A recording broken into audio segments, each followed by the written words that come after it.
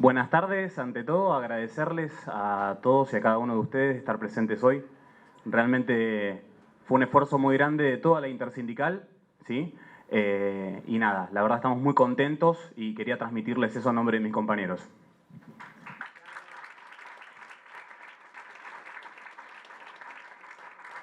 Hoy me considero un privilegiado por estar en este panel.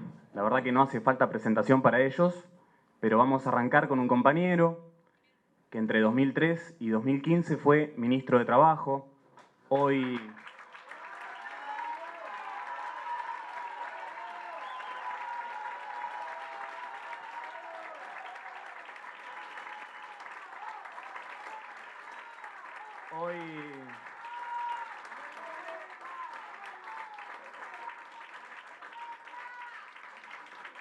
como siempre, nos defiende en la legislatura porteña el compañero Carlos Tomada.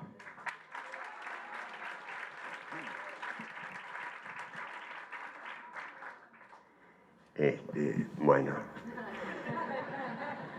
así no vale. Pero, bueno, muchas gracias, buenas tardes a todas y a todos.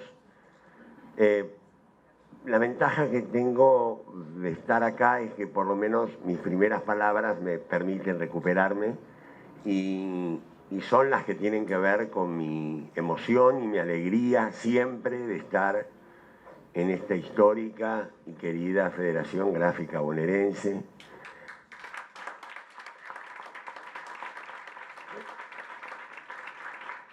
Y junto a quien es su secretario general, que es uno de los dirigentes sindicales más importantes que hoy tiene la Argentina y que hace honor a una historia de un gremio que creo que, para sintetizarlo, cada actividad que podamos hacer acá es como que tiene un plus, ¿no? Es como que tiene una carga y una densidad que nos evoca los mejores momentos de nuestra historia y del movimiento obrero organizado.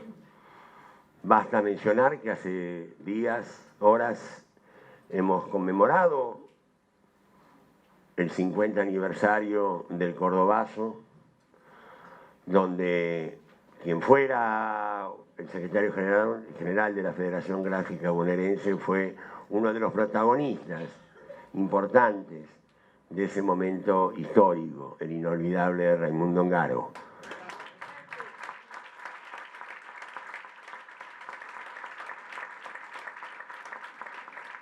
Y al pie, porque por ahí tiene poco que ver, o no, o mucho que ver, digo un momento especial de la historia del movimiento obrero porque tengo para mí, por supuesto compartido por gente que yo respeto mucho, que ese fue tal vez el punto más alto de la conciencia colectiva, de conciencia de clase del movimiento obrero en la Argentina. Fue la expresión de un proceso y la concreción de un proceso que había arrancado a comienzos de siglo y que había sufrido muchas alternativas, sin olvidar, por supuesto, la etapa de consolidación del movimiento sindical argentino entre los años 45 y 55, y que había atravesado toda la época de la resistencia, la parte más dura, y que dio lugar a un crecimiento de la idea de unidad del movimiento obrero, de lucha inclaudicable por la defensa de los derechos de los trabajadores y un contexto político sindical como pocas veces ha habido en la Argentina. Y entonces, recordando ese momento y pensando en esta mesa que tengo el privilegio de participar y viendo tantas caras queridas y conocidas de distintas organizaciones sindicales, quisiera agradecer también el privilegio de poder estar en una reunión que ha convocado a distintos sectores del movimiento obrero. Y eso para mí hoy es algo trascendente, porque creo que es uno de los activos más importantes que estamos recuperando, con dificultades, con obstáculos, a lo mejor con vanidades, siempre las hay, y no son propias precisamente solamente del movimiento obrero, pero donde hemos encontrado, como en este caso, los puntos de encuentro, los grados de coincidencias, donde podemos trabajar en defensa de los derechos de los trabajadores más a partir de los acuerdos que los desacuerdos. Y en este tema de la violencia laboral, solo puede haber acuerdos. Quienes defienden los derechos de los trabajadores y trabajadoras en cualquier nivel, en este tema, solamente puede haber acuerdos. Y más en este tiempo, porque es cierto que en tiempos de crisis, de pérdida de empleo, de crecimiento de la precarización, el tema de la violencia laboral se hace más explícito. Yo diría, más aún, crece, porque en tiempos donde se vive el miedo y la incertidumbre como actitud cotidiana, lo que eso genera es indiferencia, es mirar para otro lado, es pérdida de solidaridad, y eso lo sabe el neoliberalismo. Por eso el liberalismo se coloca y genera situaciones de crisis, porque le juegan a favor. Este país tenía problemas, claro que los tenía, pero no tenía una crisis terminal, económica y política, ni mucho menos. Este gobierno la produjo, este gobierno la profundizó para poder avanzar sobre ese temor de los trabajadores lógico, sobre ese disciplinamiento que genera la pérdida del salario, la precarización, el aumento del desempleo, y poder avanzar así, creían ellos, sin obstáculos, en su intento de lograr una hegemonía neoliberal en nuestro país. Pero se equivocaron porque la Argentina tiene una historia que a ellos no les importa y que nosotros nos sentimos en cambio parte de esa historia, que es la lucha, que es la resistencia, que empezó con los indios defendiendo el territorio y que siguió con nuestros patriotas participando del proceso emancipatorio en América Latina, y que sigue con las luchas obreras, y que tiene que ver también con lo que hablábamos antes, la resistencia, el cordobazo, y que ahora se ha expresado algo que no se esperaba, que muchos no esperaban en estos 3 años, donde frente al avance que ellos creían que era a paso de vencedores, se encontraron con la resistencia de un pueblo. Porque no nos engañemos, seamos conscientes de lo que hemos producido, seamos conscientes de las pequeñas o grandes victorias que nuestro pueblo ha logrado en este tiempo, a pesar de tener enfrente a la más poderosa alianza de la derecha que la historia conozca en democracia. Porque ha habido un pueblo que ha resistido a partir del movimiento obrero.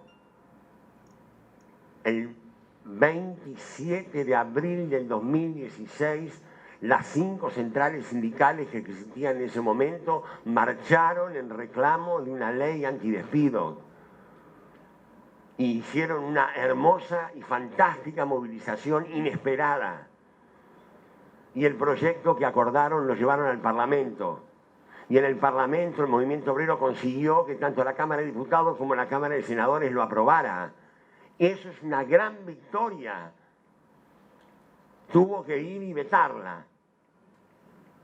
Tuvo que Macri vetar una ley a favor de los trabajadores para después no dictar nunca más nada que se parezca en una medida a favor del pueblo. Pero quienes primero dieron un paso fue el movimiento obrero. Y eso tienen que ser conscientes. Y después de eso las luchas en cada sindicato, a veces aisladas, a veces en forma conjunta. Esa fenomenal respuesta al intento de aprobar un fallo de la Corte Suprema que iba en contra de toda la política de derechos humanos que se había desplegado en los últimos tiempos. Y el pueblo se autoconvocó porque dijo, con eso no, y con eso no. Y luego, Y luego, ese extraordinario, y tiene que ver ya con el tema de hoy, ese extraordinario movimiento de mujeres, ese ejemplar movimiento de mujeres, porque además de ser extraordinario, además de recoger la historia, aparece con una fuerza, con una potencia y con una ejemplaridad, porque todos hemos tenido que aprender que es posible estar unidos aun cuando se provenga de distintas trayectorias políticas, sociales, incluso económicas. Y en eso las mujeres nos han enseñado. ¿Y cómo lo han enseñado? Con el hecho político, creo yo, más importante del siglo XXI y el destinado a hacer que el mundo del trabajo no sea como ha sido hasta ahora. Porque hoy estamos hablando de violencia laboral y todos sabemos de qué estamos hablando. Porque estamos hablando de género también. Claramente. ¿Y saben qué? Esto está destinado a ser modificado. Nada va a poder ser igual. El tema, la reivindicación de este movimiento de mujeres tiene muchísimo que ver con el trabajo. Y yo quiero llamar la atención sobre esto. Hay muchos que... No les voy a enseñar a ustedes. Yo simplemente quiero poner un poquito un acentito sobre un tema que para mí es clave. Las reivindicaciones que las mujeres llevan adelante atraviesan también el tema del trabajo. El 8 de marzo es el Día de la Mujer Trabajadora. Y las transformaciones...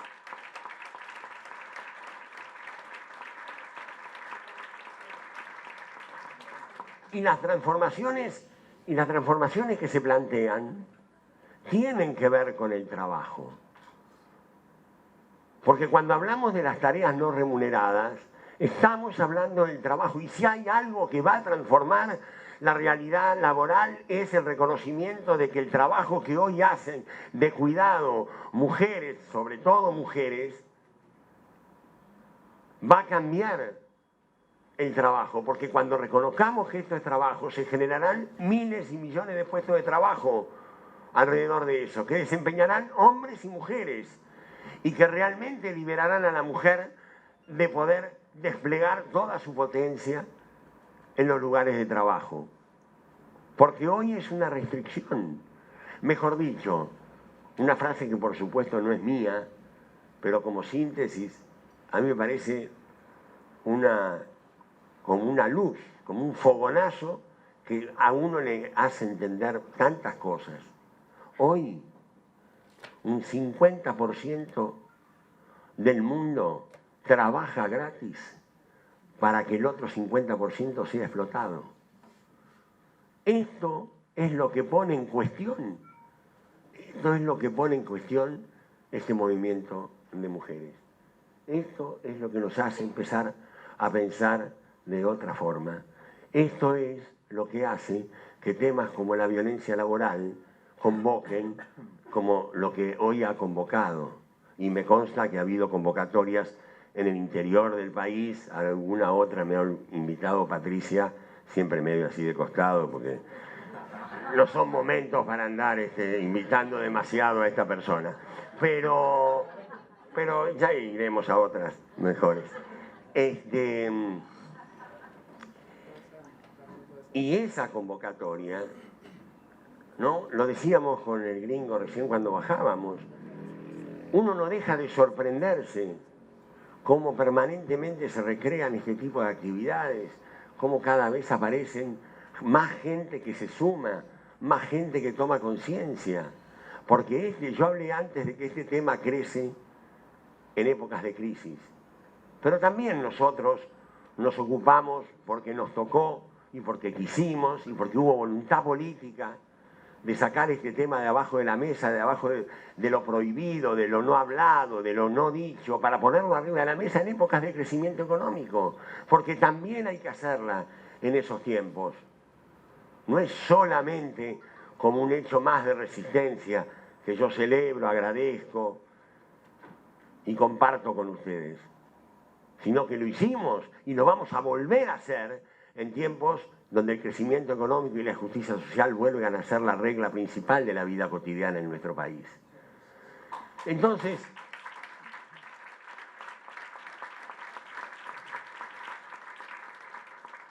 y para terminar, alentarlos en esta tarea, celebrar esta convicción, esta convocatoria, y tratar de que hagan más consciente todavía, y acá veo dignas representantes de estos valores que ahora voy a decir, que tengamos claro que otra vez acá en esto vuelve a ser clave la palabra unidad. Y acá hablo de la unidad de las dos herramientas fundamentales que tienen los hombres y mujeres que quieren trabajo digno, trabajo decente, como dice la OIT, que es trabajo con derechos, trabajo con calidad, trabajo con respeto, que son el movimiento obrero y el movimiento feminista.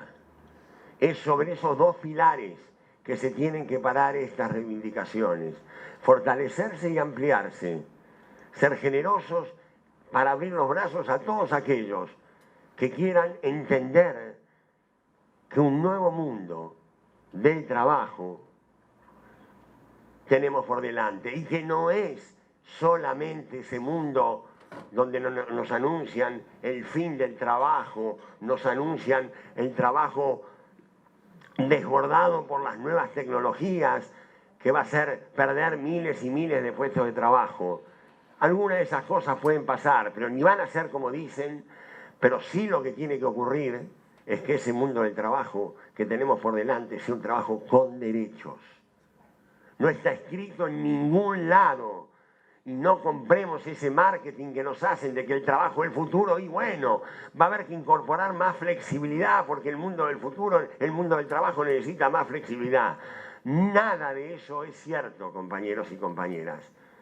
El mundo del trabajo será distinto, seguramente, pero hay gremios, señeros, gremios que han marcado en la historia hitos, como la Federación Gráfica Bonaerense, que ya está pensando reformas en su, perdón si es una infidencia, pero en su propio estatuto para abrir una secretaría que hable de cómo pueden ser las relaciones de producción en el futuro. Entonces, nada está perdido. ¿Quién dijo que todo está perdido? Yo vengo a entregar mi corazón.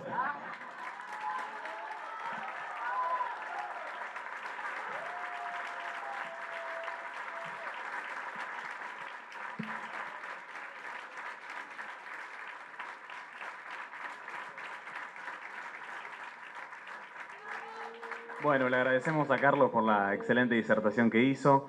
Ahora, quien continúa en el panel es la secretaria general de la Asociación Argentina de Actores, la compañera Lola Bertet.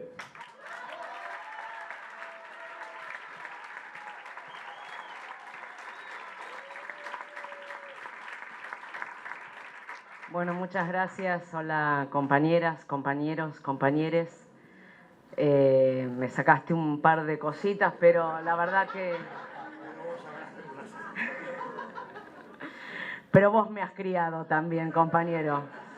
La verdad que es un orgullo. Como mujer, primero, creo que... Hago una pregunta. ¿Fui la única mujer de todas las mesas que pasaron hoy? Ah, ok. Ok, perfecto. La verdad que es un orgullo. Nuestro sindicato saben que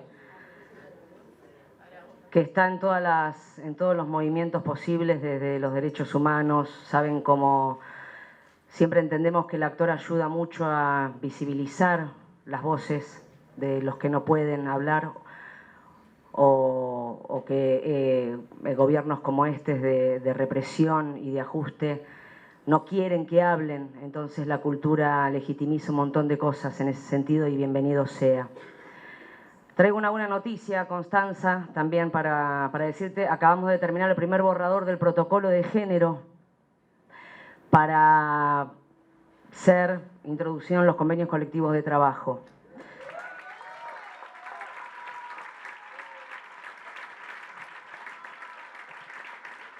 Creo que como mujer es muy importante hablar de este tema. es muy difícil armar los protocolos, tanto para el afuera como para el adentro, porque también nos tenemos que pensar como sindicatos para el adentro, como dirigentes que somos y que representamos los derechos de las trabajadoras y los trabajadores. Pero miren lo que nos pasa, ¿no? La televisión no quiere aceptar que el convenio colectivo de trabajo, que el protocolo esté adentro del convenio colectivo de trabajo. Qué loco, ¿no? Cuando es uno de los sectores más vulnerables, donde tenemos un caso de conocimiento público de una compañera menor de edad abusada sexualmente. Pero le vamos a dar pelea. Ya empezamos el miércoles que viene con las audiencias. Creo que es un momento... Esto no empieza desde ahora, por eso sé toda la historia de donde estoy y bienvenido sea, y creo que estamos en un momento de resistencia maravilloso. Y si hay algo que le agradezco a este nefasto gobierno es que cada vez nos está uniendo más como pueblo. Si hay que agradecerle es eso, porque no paramos de estar en la calle, no paramos de defender nuestros derechos, estamos en plena resistencia y esa resistencia la llevamos con alegría también, con mucho dolor. Creo que los sindicatos hemos crecido de una manera maravillosa en estos tiempos de resistencia y como mujer, creo que las mujeres nos estamos embarrando las patas adentro de los sindicatos para que cada vez nos den más lugar. Gracias a los compañeros que escuchan esto y a los compañeros que todavía no lo pueden escuchar, bienvenido sea que se los expliquemos nosotras. Pero lo digo como ejemplo porque el sindicato de actores tiene una presidenta mujer, me toca a mí ser la secretaria general, tenemos una secretaria adjunta, todas las secretarías tienen líderes mujeres, no me gusta decir jefa porque jefe es el que manda y es el que discrimina y líder es el que escucha al pueblo, así lo entiendo yo.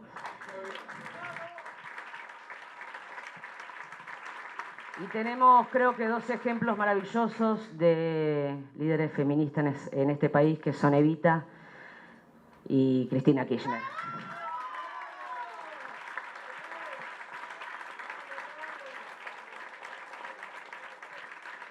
Y creo que ese es el camino que debemos seguir las mujeres, representando tanto a los compañeros como a las compañeras. Y cuando me pongo a pensar un poco que la violencia laboral en este momento, como decía el compañero Carlos, está muy violentada por la violencia institucional que estamos teniendo. Siempre me acuerdo de nuestra primera presa política del gobierno este nefasto de Mauricio Macri, Milagros Sala. Que si tenemos que hablar de una mujer trabajadora, me parece que es un gran ejemplo, que le dio dignidad a una provincia donde hay mucha discriminación. Por eso está presa, por ser colla y por ser mujer también, donde defendió el litio de una manera espectacular, donde pudo construir casas con un 40% menos que la propiedad privada, donde pudo sostener la lucha frente al nefasto Blaquier. Entonces me parece que cuando hablamos también de violencia laboral estamos hablando de lo que está pasando nuestra querida compañera y siempre la tenemos que tener presente, como a todos los presos políticos que tiene presente en este momento el país, grandes compañeros del Estado anterior que nos han dado tanto trabajo y tantos derechos a todas y a todos, como Vudú, como Debido. Me parece que es importantísimo en este momento en donde tenemos una luz de esperanza y sabemos que los derechos que este gobierno los quitó y que los estamos luchando día a día, minuto a minuto en la calle, ya tenemos una luz de esperanza para saber que vamos a volver más fuertes que nunca y que esos derechos los vamos a volver a obtener y que vamos a tener derechos aún más y vamos a seguir teniendo compañeros como Carlos Tomada, escuchándonos, porque lo que nos hace falta mucho en este momento es que el Estado nos escuche. El Estado no nos escucha, estamos nosotros en la calle, unidos, totalmente organizados. Eso es lo que tiene que hacer el sindicalismo.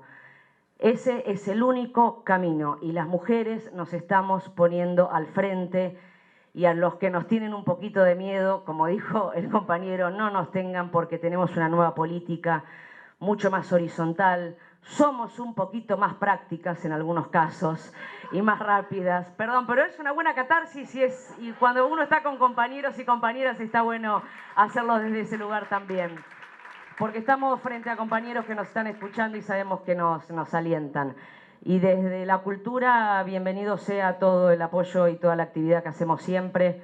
Así que cuenten con nosotros siempre. Y nada, la verdad que un orgullo haber sido invitada acá y compartir todo esto. Creo que pasaron una tarde extraordinaria de aprendizaje. Y a seguir trabajando, nos vemos en la calle minuto a minuto. Y que la ley del aborto sea ley. Muchas gracias.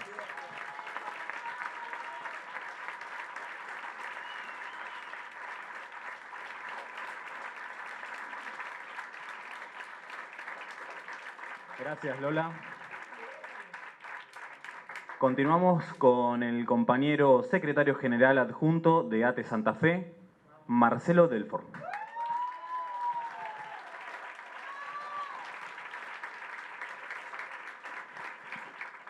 Bueno, buenas tardes. Qué difícil se hace. Pero si me permiten, quiero mostrar el rostro. Sí, si la podemos poner ahí. El rostro de Laura Bonaparte, madre de Plaza de Mayo, que creo que a pesar de lo que fue la historia de su vida, porque la dictadura le asesinó a sus 3 hijos, a sus nueros, a su compañero de vida, en el exilio siguió laburando, trabajando para que la impunidad se termine en la Argentina. Nos acompañan los compañeros y compañeras de la Junta Interna del Hospital Laura Bonaparte. Y además, en un proceso interno de ATE por la recuperación o la refundación de nuestro sindicato, con el Tanito Catalano, con Jorge Hoffman, con Nando Acosta, con Kim Trinqueo, para poner al servicio de este gran sindicato nacional, no solo en la defensa de los derechos de los trabajadores estatales, sino de un modelo nacional y popular. Así que, en honor a ellos... Gracias, Marcelo. Bueno, y si me permiten una breve referencia personal, digamos. Yo empecé a militar en el sindicalismo allá por la década del 80, cuando ingresé a mi lugar de trabajo, que es hoy mi lugar de trabajo, un instituto educativo, y en aquel entonces se me acercó un compañero ferroviario que había sido dejado cesante por la dictadura, un viejo compañero, ya estaba a punto de jubilarse, que venía más del anarquismo sindical, y bueno, fue él el que me entusiasmó. Yo venía más de la militancia política, me entusiasmó a meterme como subdelegado de él en ATE Santa Fe. Y fue él el que, de alguna manera, hizo verme muchas de las situaciones que vivió el pueblo argentino o el pueblo trabajador argentino, pero nunca me imaginé que aquella vieja Scoleri, como cariñosamente la llamábamos, me hizo traer hasta acá, digamos, hasta este lugar. La verdad que me emociona porque... es un lugar donde, bueno, fue la sede de la CGT de los argentinos, que la vieja Scoleri me hablaba porque él había sido protagonista. Fue el lugar donde por aquí ha transitado Raimundo Ongaro, ¿no? Entonces digo...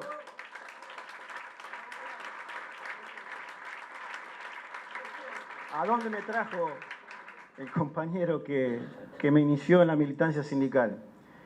Y otra de las casualidades es que estamos en el mes de mayo, un mes muy revolucionario para nuestro pueblo argentino. No solo porque acá, algunas manzanas de por medio, se generó en la ciudad de Buenos Aires el inicio de la revolución para libertar a nuestro país, para fundar nuestro país.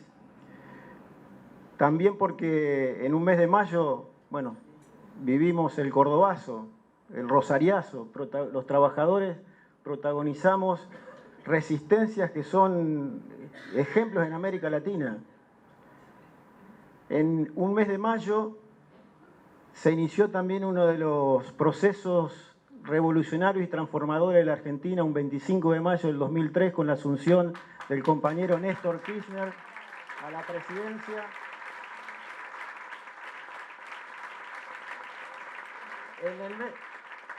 En el mes de mayo Ayer protagonizamos, hablando de la unidad de la clase trabajadora, uno de los paros más importantes que ha tenido este proceso de resistencia al neoliberalismo y al gobierno de Mauricio Macri. Y creo que también va a pasar a la historia, quizás no lo dimensionemos aún todavía, el inicio de la semana de mayo, el 18 de mayo, donde con absoluta grandeza, porque hay que escuchar, quizás solo trascendió su anuncio más importante, que fue el de la fórmula presidencial. Pero hay que escuchar el discurso de Cristina cuando anuncia la fórmula Fernández-Fernández, porque es una lección política que los trabajadores y los militantes tenemos que escuchar todas las veces que podamos, donde nos indica un camino, donde habla del compromiso social, donde Cristina habla de iniciar, este es otro proceso, no es el del 2003 o el otro proceso que ella le tocó vivir, es otro proceso, tenemos que entender lo que nos plantea Cristina en ese discurso donde anuncia su fórmula, porque además plantea cuestiones que tienen que ver con lo que discutíamos acá en las mesas anteriores. Ella dice, hay que alumbrar un nuevo camino para cambiarle la vida a la gente, para ordenarle la vida a la gente, a nuestro pueblo. Y de hecho que eso se hace cambiando las estructuras sociales, imponiendo o impulsando un modelo totalmente opuesto al que estamos viviendo hoy. Pero a su vez habla del compañero y compañera que tenemos al lado, digamos. No por cambiar las estructuras o ir hacia un nuevo modelo, tenemos que dejar de lado lo que sufre cada compañero que tenemos al lado nuestro. Y es un poco la discusión que plantea Jorge Cohen en su excelente intervención, y es la experiencia que nosotros queremos traerle aquí de la red sindical de la provincia de Santa Fe. Nosotros empezamos desde ATE Santa Fe inicialmente a convocarnos por una problemática que el sindicato la tenía totalmente oculto. La teníamos oculta esta problemática. Lo asumimos como una autocrítica. Si no fuese por una compañera que está acá con nosotros, Romina, que nos dijo que, bueno, nos vino a ofrecer en un mes de enero para dar una charla sobre acoso laboral. Bueno, sí, tenemos el salón. Bueno, resulta que esa charla provocó un cimbronazo en nuestra estructura que nos impulsó a generar una serie de actividades, sobre todo de prevención y de atención, bueno, que nos llevaron a un congreso que fue internacional. Bueno, tuvimos el gusto, el honor de que Carlos nos acompañe en uno de ellos, que Héctor Recalde también lo haga. Bueno, acá hay compañeros que estuvieron en las mesas que también lo hicieron. Y a partir de ese congreso, que empezó siendo un congreso para delegados y afiliados de ATE, terminó siendo un congreso donde participaron más de 30 delegados de base de distintos sindicatos de Santa Fe. En el segundo ya lo abrimos a nivel nacional y terminó siendo, bueno, un espacio que nos impulsó y nos movió a construir una red sindical. Creo que esa es el logro principal que hemos tenido, porque habla de la solidaridad necesaria que tenemos que tener entre los sindicatos y entre los trabajadores para evitar la violencia laboral, que es estructural, pero que también hace a nuestros ambientes de trabajo. Pero yo, para cerrar, quisiera que en esta parte intervengamos los compañeros y compañeras, más compañeras, un poco respondiendo a Lola, que son los que sostienen o son las que sostienen la red sindical en la provincia de Santa Fe. Así que quiero invitar a Lorena, a Cristina, a Natalia, a Romina, a Antonella, Samantha y a nuestra futura diputada nacional, Patricia Mounier, porque de ganar Omar Perotti el próximo 16 de julio en la provincia de Santa Fe, Patricia se va a convertir en diputada nacional porque va a reemplazar a la candidata a vicegobernadora. Así que yo quiero invitar a que vengan aquí. Vengan, las compañeras. Está Guillermo también. Suban. Perdonen por el protocolo.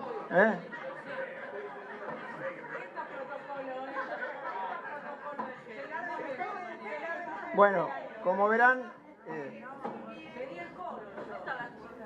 Samantha y Antonella, ¿No están? Bueno, y para cerrar nuestra intervención, después le doy el micrófono a algunos de ustedes, pero para cerrar nuestra intervención creo que tenemos que asumir aquí un compromiso, los que estamos aquí, que es con quienes, al menos a nosotros y creo que a todos ustedes, nos ha impulsado a trabajar esta problemática en nuestro sindicato, que ojalá empiecen a ser parte de nuestros convenios colectivos de trabajo. Digamos, el principal impulsor de esto fue Carlos Tomada. Tuvo el privilegio de que en la presentación del libro de la compañera Cristina lo mencionó 5 veces.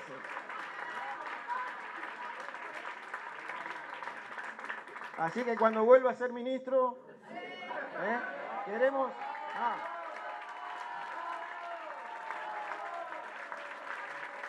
Queremos a volver, vamos a volver. Vamos a volver.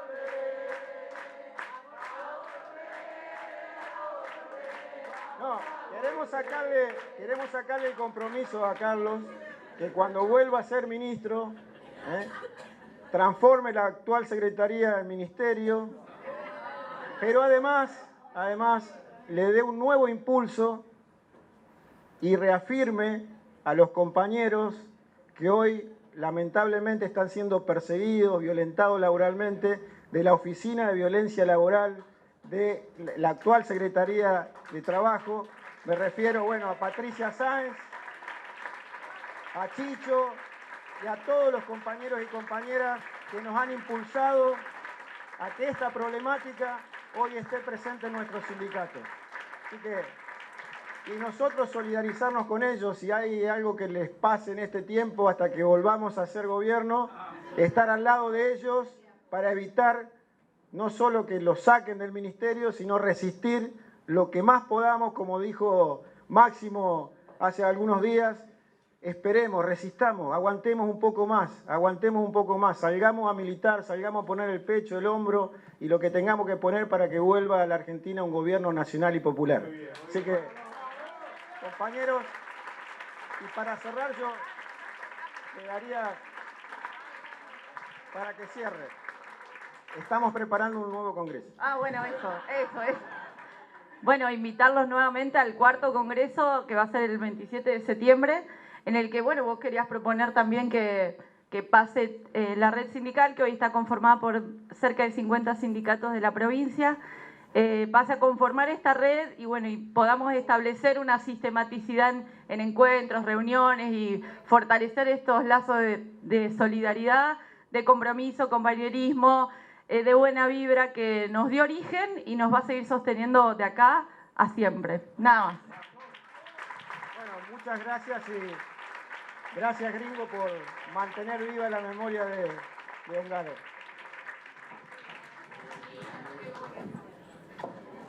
No lo voy a borrar tanto. Muchas gracias, Marcelo. Bueno, y para cerrar, tenemos el honor de presentar al anfitrión, primero, y secretario general de la Federación Gráfica Bonaerense, Héctor Gringo Michetti.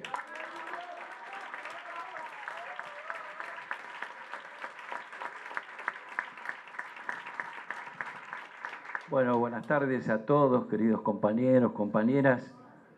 Primero, felicitarlos por este encuentro y por mantener vivo un espacio resistente que tanta falta nos hace en este momento.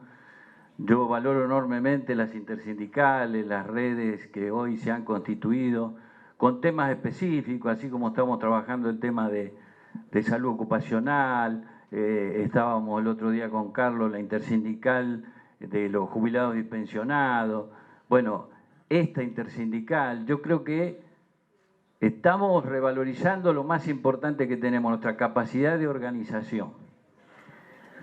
Y muchas veces hay dirigencia que no toma los temas o lo abandona o se repliega momentáneamente, pero desde abajo le demostramos que nosotros sí los mantenemos vivos. No hace falta a veces, a lo mejor, que la estructura, es decir, por ahí se corre un poco, pero sin embargo ahí está la organización popular. Esto me parece que hay que tenerlo en cuenta. Yo siempre lo señalo en el gremio nuestro, porque acabamos de cumplir 162 años. Fue el primer sindicato en el país. La Sociedad Tipográfica Bonaerense fue la voluntad de 50 tipógrafos que se unieron, y uno de los principios, que yo creo que es el más importante de todo, fue el de practicar la ayuda mutua. Y digo, a veces uno no se explica, decir, bueno, ¿cómo puede ser que haya atravesado una organización guerras civiles, golpe de Estado, crisis económica, y la organización siguió en pie? Tuvo otros nombres, lo demás, y siguió en pie. Y ahí uno toma conciencia de esto que lo obsesiona precisamente a las minorías del privilegio que intentan quitar derechos, es decir, los que le jode enormemente la capacidad de organización que tiene el pueblo y la experiencia histórica en particular que tiene el pueblo argentino. Porque digo, uno toma aquello, yo ayer veía, tomemos el tema que se ha tratado hoy acá, violencia laboral, tiene directa relación con la valorización o desvalorización del trabajo. Si el trabajo es valorizado, achicamos el margen en cuanto a las prácticas violentas, es decir, a la falta de respeto a los derechos. Ayer yo escuchaba a la mayoría de los periodistas de los grandes medios decir, ¿para qué se hace un paro si mañana todo sigue igual, ¿no? Una desvalorización absoluta, que por otro lado era contradictorio con lo que nos decía el ministro de Economía, es decir, se pierde 45.000 millones de pesos. Quiere decir que el trabajo es importante. Si no trabajamos, mire lo que pasa al país.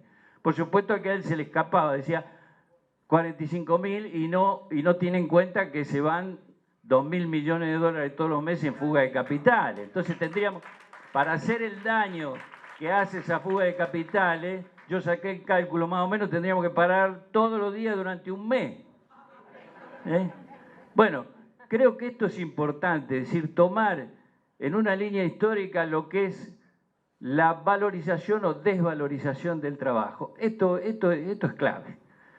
Nosotros también hicimos la primera huelga en 1878 para lograr bajar las 16 horas de trabajo que trabajaban los gráficos, para que los chicos no trabajaran, que era una actitud violenta, no trabajaran en los talleres gráficos.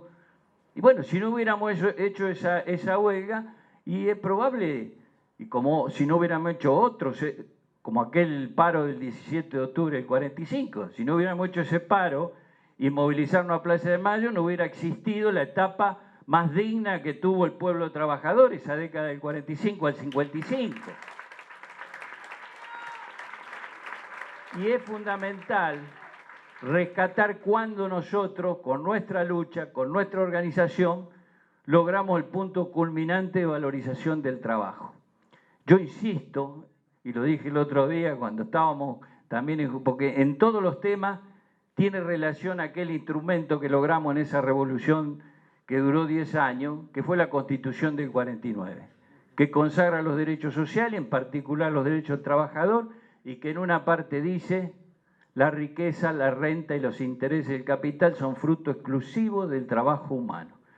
Miren, hoy nos quieren convencer de que el trabajo es totalmente subalterno, es decir, desvalorizado al punto tal de que tenemos que adaptarnos al capital. Para que vengan inversiones, nosotros tenemos que adaptarnos, resignando derechos, eliminando convenios, toda esa cuestión.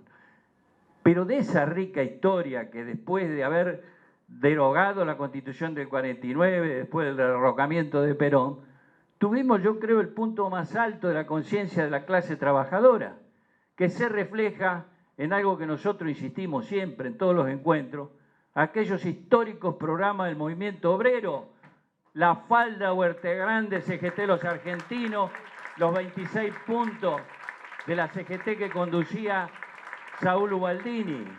Y en aquellos históricos programas decía, los trabajadores no solo deben participar en la producción, sino en la administración de las empresas y la distribución de los bienes, porque la riqueza tiene que tener un sentido social, también en línea con aquella Constitución que decía la propiedad debe existir en función social y el capital debe estar al servicio del bienestar general. Esas cosas no son antiguas, nos quieren vender que la modernidad eliminó todo eso y nosotros tenemos que reafirmar que esos son los principios y los valores que sustentan nuestra acción todos los días. Eso no se elimina nunca porque atraviesa toda la historia, atraviesa siglos. Eso es el profundo sentido humano que tiene y que se apoya en el valor y en la cultura del trabajo. Entonces yo creo que es fundamental enfrentar esa concepción. Tuvimos dos etapas históricas que yo considero que fueron el punto más alto de valorización del trabajo. 45 al 55 y 2003 al 2015. Porque estuvieron enfocados primero en el concepto de que al país lo manejamos desde adentro, lo proyectamos desde adentro y no de los que nos condicionan desde afuera. Con ese criterio, el eje central estuvo en poner el esfuerzo en defender el mercado interno, en generar, digamos, paritarias y que los trabajadores con su poder adquisitivo le gane permanentemente a la inflación y generar millones de puestos de trabajo, donde el ministro muchas veces nos ha hablado cuántos millones de puestos de trabajo generamos. Parece que eso no existió, eso lo consideraron los que desvalorizan el trabajo, la herencia recibida. Ah, miren qué herencia recibieron. Y ellos destruyeron todo eso, están destruyendo todo eso. Y nos quieren cambiar la cultura, porque le escuchamos al presidente permanentemente con esta idea de que esto es una transformación cultural. La transformación cultural es: déjense de joder con los convenios colectivos, no tienen que existir más los sindicatos, nosotros necesitamos libertad, el capital necesita libertad para poder manejarse, contra eso resistimos. Y ese es el punto clave que tenemos que tener en cuenta nosotros. Entonces yo creo que es importante primero tomar conciencia que la pelea contra esa concepción en un mundo globalizado, donde 300 corporaciones definen prácticamente cómo debe funcionar el mundo, qué rol tiene que cumplir cada país, ¿no es cierto? Nosotros ser agroexportador, brindarles a ellos para que exploten vaca muerta, el litio y todo lo demás adaptarnos al mundo. Yo escuchaba el otro día a los compañeros chilenos, que yo creía que ya estaba totalmente flexibilizado Chile. Fíjense, sindicato por empresa, donde no hay un delegado elegido, no hay sindicato, no hay convenio colectivo. Y me decía que ahora están resistiendo porque tienen que adaptar su legislación, lo quiere adaptar el gobierno a lo que son las legislaciones en esos acuerdos del Pacífico, a las legislaciones de los países del sudeste asiático, flexibilizarlo más, el banco de horas y todo eso. Y ese es el modelo que quieren estos que están en el gobierno ahora. Pero ¿cuál es el obstáculo? Este es el obstáculo. Las organizaciones, nuestra historia, nuestra conciencia como trabajadores, que les impide que nosotros nos resignemos a ello, que le frenamos una reforma laboral con una movilización, con un movimiento obrero, con la clase trabajadora, que es abierto, que no es sectario, porque en aquellos programas históricos la clase trabajadora llamaba a los empresarios nacionales a unirse, llamaba a los estudiantes, llamaba a los intelectuales, llamaba hasta a los militares que sostenían proyectos como estos, con los golpes, con la dictadura, le decían su función no está en reprimir al pueblo, está en defender la frontera. Tenían la generosidad del movimiento obrero de esa postura de grandeza y sabía que la defensa de los derechos laborales solo se podían sostener en el tiempo cuando se defendía un proyecto nacional y popular, un proyecto que defendía la soberanía, el concepto de que no hay posibilidad de justicia social si no hay independencia económica, si no podemos definir nosotros qué país queremos construir. Bueno, eso es todo lo que nos tiene que servir a nosotros para lo que viene. Hay que ganar una elección y creo que vamos hacia un triunfo electoral, pero pensamos que resolvemos el problema solo con ganar una elección.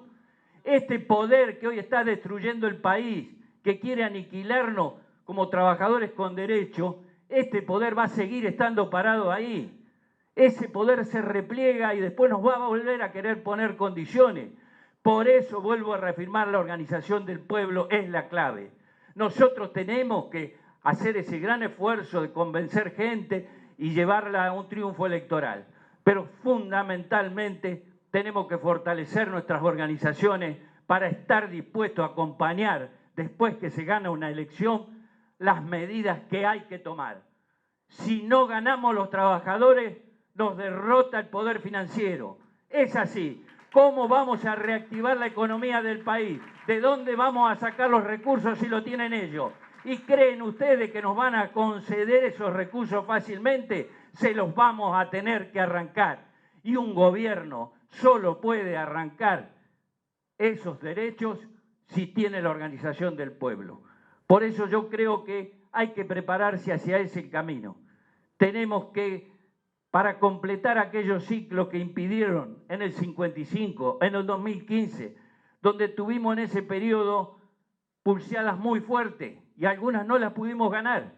Entonces tenemos que pensar que cuando volvamos nos tenemos que preparar para ganarla, porque si el sector al cual nosotros le tenemos que tocar, con algo tan simple como eso, la propiedad en función social, ustedes son los dueños de la tierra, tienen el privilegio de eso, no le vamos a sacar la tierra, ¿no es cierto? Ustedes exportan, ahora hay que redistribuir esa riqueza después. Yo no te toco la propiedad, pero redistribuyo la riqueza.